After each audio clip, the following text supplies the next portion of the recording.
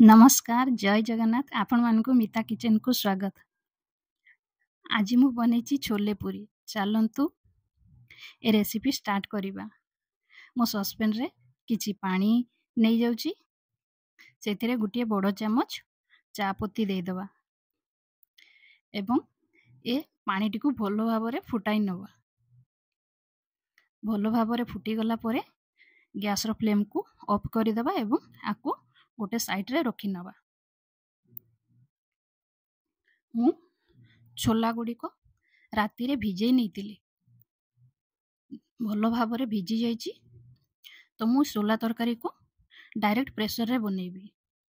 तो प्रेशर रे मु किछि सोरिष तेल नहीं जाउची, सेथिरे मु गोटे इलायची नीची, 2 खंड दालचीनी, किछि लवंग, गोलमरीच एवं गोटे बड़ इलायची रो अधा नीची, हाफ चामच जीरा एवं गोटे बड़ साइज रो प्याज को छोट छोट काटी नेइची एवं प्याजटी को भल भाबरे भाजी दबा।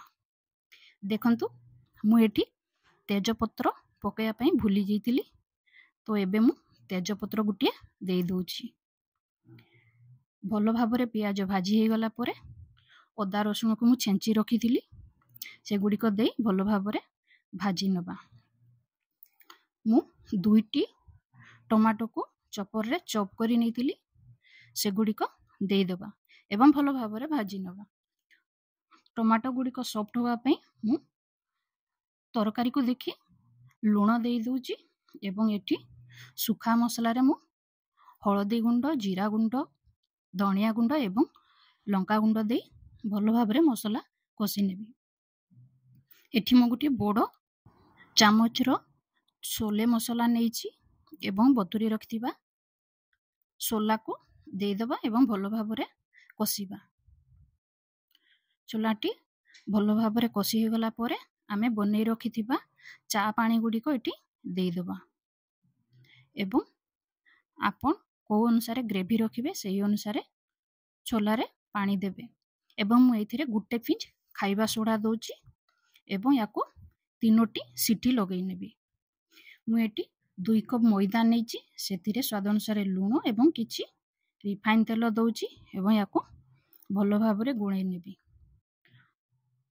अल्प अल्प पानी दे आकु गुळै नेबी। गुळै नै सला परे आकु रेस्ट करिया पई छाडी देबी एवं देखंतु एठी हमरो सोला हेई गलानी। चेक करिया आकु सिझी छि नानी, देखंतु भल भाबरे सिझी जाइछि एवं एठी मु किछि बटर नेछि, बटर दे आकु 5 मिनिट भल भाबरे फुटै नेबी। सोला हमर रेडी होई गला। एबे चलंतु पूरी गुडी को छाणी नबा। मु एठी गोटे गोटे करी पूरी छाणी नउची। आपण माननकु मोर अनुरोध, मोर ए रेसिपी भलो लागिले प्लीज लाइक करिवे एवं सब्सक्राइब करिवे, पाखरे थिबा बेल आइकन को दबेबे, जोथरे कि आगो को मोर आसुथिबा वीडियो रो नोटिफिकेशन मिली जिवो। तेनु आपण माने मोर ए वीडियो देखिथिबारु आपण माननकु धन्यवाद। जय जगन्नाथ।